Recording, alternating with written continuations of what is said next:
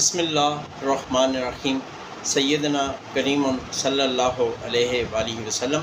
मैं हूँ homeopathic doctor Zafar Hamid Malik. आज आपको बताऊँगा कि खुदा न खास्ता आपका या आपके बच्चों का अक्सर गला ख़राब रहता है, टॉन्सिल्स की शिकायत होती है, तो किसी भी होम्योपैथिक स्टोर से आप एक मेडिसिन ले लें। BM1 इसका नंबर है और इसके ऊपर जो लिखा है वो हैपरसल्फ कंपाउंड लिखा हुआ है। ये बहुत ही तीर बा हदफ मेडिसिन है।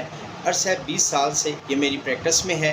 जिन बच्चों का गला अक्सर ख़राब रहता है वो इसको यूज़ करें। 15-15 कतरे आधी प्याली पानी में डालकर सुबह दोपहर शाम।